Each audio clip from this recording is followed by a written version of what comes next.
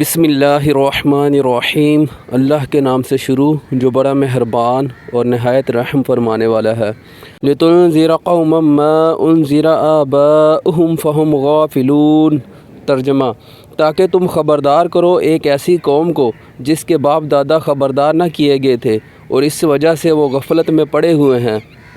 تفسیر: اس آیت کے دو ترجمے ممکن ہیں، ایک وہ جو اوپر متن میں کیا گیا ہے، دوسرا ترجمہ یہ بھی ہو سکتا ہے کہ تم ڈراؤ ایک قوم کے لوگوں کو اسی بات سے جس سے ان کے باپ دادا ڈرائے گئے تھے کیونکہ وہ غفلت میں پڑے ہوئے ہیں۔ پہلا مطلب اگر لیا جائے تو باپ دادا سے مراد زمانہ قریب کے باپ دادا ہوں گے، کیونکہ زمانہ بعید میں تو عرب کی سرزمین میں متعدد انبیاء آ چکے تھے، اور دوسرا مطلب اختیار کرنے کی صورت میں مراد یہ ہوگی کہ قدیم زمانے میں جو پیغام انبیاء کے ذریعے سے اس قوم کے آباء و اجداد کے پاس آیا تھا اس کی اب پھر تجدید کرو، کیونکہ یہ لوگ اسے فراموش کر گئے ہیں۔ اس لحاظ سے دونوں ترجموں میں در حقیقت کوئی تضاد نہیں ہے اور معنی کے لحاظ سے دونوں اپنی اپنی جگہ درست ہیں۔ اس مقام پر یہ سوال پیدا ہوتا ہے کہ اس قوم کے اسلاف پر جو زمانہ ایسا گزرا تھا جس میں کوئی خبردار کرنے والا ان کے پاس نہیں آیا، اس زمانے میں اپنی گمراہی کے وہ کس طرح ذمہ دار ہو سکتے ہیں؟ اس کا جواب یہ ہے کہ اللہ تعالیٰ جب کوئی نبی دنیا میں بھیجتا ہے تو اس کی تعلیم و ہدایت کے اثرات دور دور تک پھیلتے ہیں اور نسل بہ نسل چلتے رہتے ہیں۔ یہ اثار جب تک باقی رہیں اور نبی کے پیروؤں میں جب تک ایسے لوگ اٹھتے رہیں جو ہدایت کی شمع روشن کرنے والے ہوں، اس وقت تک زمانے کو ہدایت سے خالی نہیں قرار دیا جا سکتا، اور جب اس نبی کی تعلیم کے اثرات بالکل مٹ جائیں یا ان میں مکمل تحریف ہو جائے تو دوسرے نبی کی بعثت ناگزیر ہو جاتی ہے۔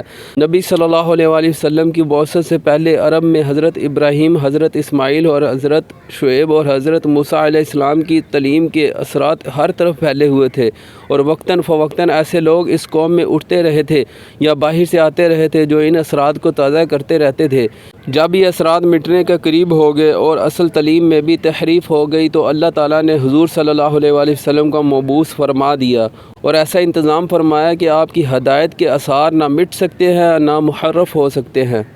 لَقَدْ حَقَّ الْقَوْلُ عَلَىٰ أَكْثَرِهِمْ فَهُمْ لَا يُؤْمِنُونَ۔